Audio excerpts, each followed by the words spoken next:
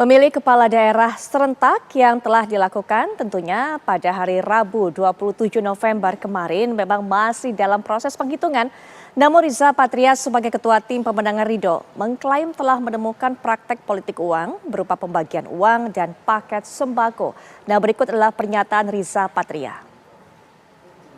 Memang masih ada kecurangan-kecurangan yang terjadi sebagaimana kemarin kami sampaikan di konferensi pers di ruang ini bahwa telah terjadi adanya money politik dan juga adanya penyebaran sembako dalam rangka mempengaruhi.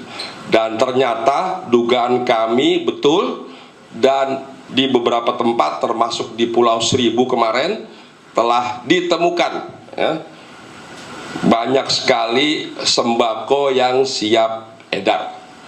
Inilah salah satu faktor yang mencederai proses pilkada di DKI Jakarta. Ternyata masih ada yang menggunakan dengan cara-cara yang curang, yaitu money politik dan penyebaran sembako di hari tenang. Mengajak seluruh jajaran partai ormas pendukung agar melaporkan semua bentuk-bentuk money politik, bentuk-bentuk kecurangan yang terjadi kepada aparat hukum terkait pilkada, yaitu Bawaslu, KPU, dan kepolisian dan yang terkait.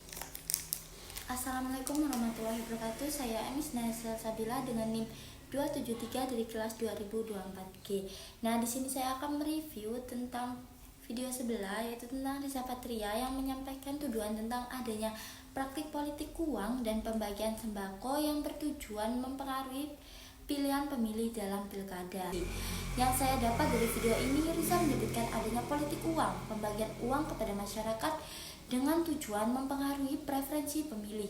Yang kedua yaitu pembagian sembako, penyebaran bantuan material yang berpotensi dianggap sebagai upaya mempengaruhi hasil pemilu.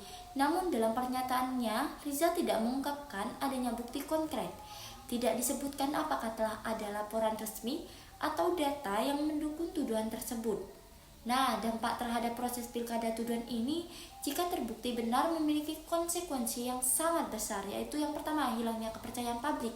Jika masyarakat merasa pilkada telah dicurangi, akan menimbulkan protes sosial. Yang kedua yaitu kredibilitas lembaga penyelenggaraan akan rusak, atau KPU dan Bawaslu akan menjadi sorotan atas efektivitas mereka dalam pencegahan dan menangani pelanggaran seperti ini.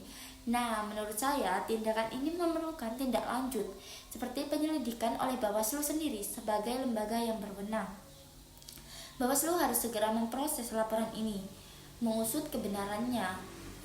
Yang kedua yaitu bukti kuat. Tim Riza Patria perlu menyerahkan bukti-bukti seperti rekaman video, dokumen, atau kesaksian yang mendukung klaim mereka. Yang ketiga yaitu proses hukum. Jika terbukti pelaku harus diproses sesuai hukum yang berlaku untuk memberikan efek jerah dan menjaga keadilan. Nah, kritik terhadap konferensi pers meski pernyataan ini menyoroti isu penting, ada beberapa kritik yang dapat saya ajukan. Yang pertama yaitu kurangnya bukti dalam pernyataan awal. Konferensi pers ini tidak menyertakan data atau bukti konkret sehingga rentan dianggap sebagai upaya propaganda politik. Yang kedua yaitu timing. Pernyataan ini disampaikan ketika perhitungan suara masih berlangsung. Hal ini dapat menimbulkan kesan bahwa tuduhan ini adalah strategi untuk mempengaruhi opini publik terhadap hasil pilkada. Nah, yang ketiga yaitu kurangnya solusi. Selain menyampaikan tuduhan, konferensi pers ini tidak menawarkan langkah-langkah konkret untuk menyelesaikan masalah yang disebutkan. Nah, langkah yang perlu diambil menurut saya yaitu yang pertama, dukungan bukti konkret. Tuduhan seperti ini harus didukung data faktual agar tidak sekedar menjadi opini atau strategi politik. Yang kedua yaitu proses hukum yang cepat dan tegas.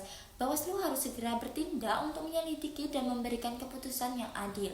Yang ketiga yaitu pendidikan publik. Masyarakat perlu lebih disadarkan tentang bahayanya politik uang dan pentingnya menjaga integritas demokrasi.